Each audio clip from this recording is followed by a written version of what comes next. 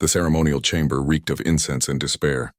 Elsa knelt on the cold metallic floor, her violet skin glistening with tears that traced paths down her cheeks like rivers of sorrow. The crystalline bonds around her wrists hummed with energy, a reminder that she was property now, traded, bartered, sold to settle her family's debt to the Krev Consortium. She was to be the fourth bride of Overlord Thaxron, a creature whose reputation for cruelty preceded him across 3 star systems. The other brides had simply disappeared. No one spoke of them. No one dared. Through the translucent walls of her holding cell, Elsa could see the preparations for the binding ceremony. Hundreds of species had gathered, some to witness, others to conduct business, all complicit in this grotesque display of power. Her homeworld of Thessia Prime would be spared economic collapse. All it cost was her freedom. "Please," she whispered to the empty room, her voice breaking. "Someone, anyone." But the universe, she had learned, rarely answered prayers. Leo Martinez had seen some messed up things in his 15 years as a freelance trader. But this took the crown. He stood at the edge of the ceremonial plaza, his worn leather jacket out of place among the ornate robes and biomechanical armor of the alien elite. His ship, the Wandering Star, was docked 3 levels down, fueled and ready. He'd come to Nexus Station to deliver a cargo of rare earth minerals, not to witness what looked like a slave auction dressed up in religious garb. "That's barbaric," he muttered to himself, watching through the crowd as guards escorted a purple-skinned woman in ceremonial chains. "That's commerce," replied a Gretic merchant beside him, its 3 eyes blinking independently. The Thessian's family owed 15 million credits. The Overlord graciously accepted alternative payment. Graciously. Leo's jaw tightened. "That's a person, not a payment plan." The Gretic chittered, its version of laughter. "You humans and your primitive notions of individual rights. This is the way of civilized space. She serves a greater good." Leo had heard that argument before. Tyrants throughout history loved to dress up oppression as duty, slavery as honor, cruelty as necessity.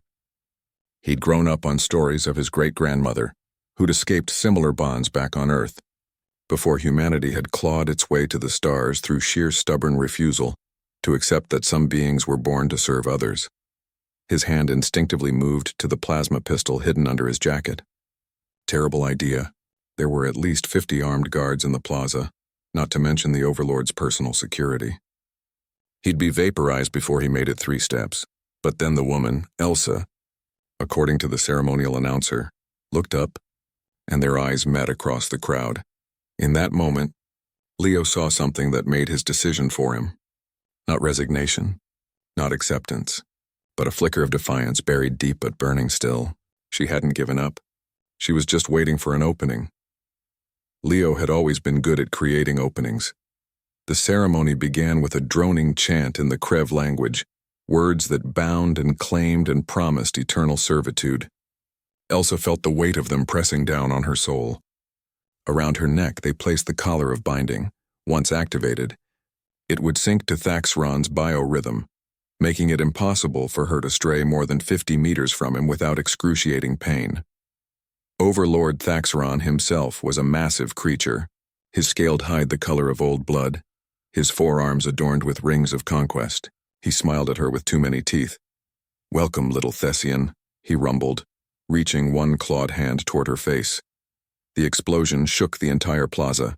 Chaos erupted instantly. Smoke and screaming filled the air as a secondary explosion took out the main power conduit. Emergency lights flickered on, bathing everything in crimson.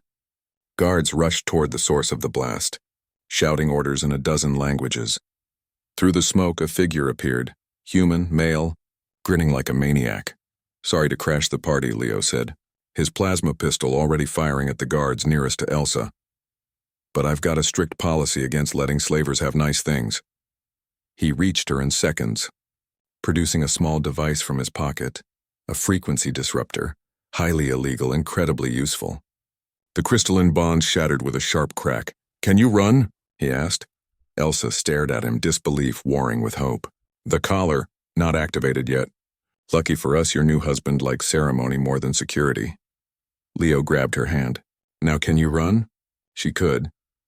They ran through corridors that twisted like intestines through the station's levels, Leo somehow knowing exactly where to turn, which access panels to blast open, which maintenance shafts to dive through.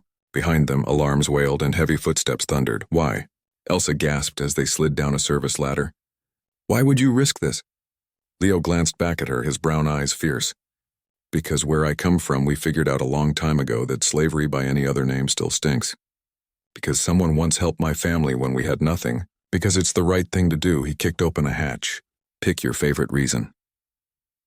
They burst into the docking bay where the Wandering Star waited, a beat-up freighter that had seen better decades. Leo slapped the ramp control as plasma fire scorched the air around them. Get in. Elsa leapt aboard. The ramp sealed behind her with a hiss, and she felt the ship lurch as Leo gunned the engines. Through the viewport, she saw the docking bay doors, still closing, maybe 30 seconds from sealed. We're not going to make it, she whispered.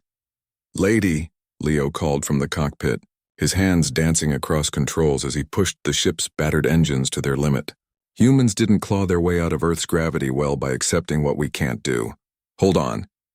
The Wandering Star shot forward like a missile, twisting sideways at the last possible second, scraping through the closing doors with centimeters to spare. Sparks flew. Metal screamed. And then they were out, racing past the station's defense perimeter before the targeting systems could lock on. In the cargo hold, Elsa finally allowed herself to breathe. The collar around her neck, never activated, never bound, felt suddenly lighter. She reached up with trembling fingers and removed it, letting it clatter to the floor. Leo appeared in the doorway, checking a tablet. We've got about 3 hours before they can scramble pursuit. There's a human colony at Kepler 442b. They don't extradite to the consortium. You'll be safe there.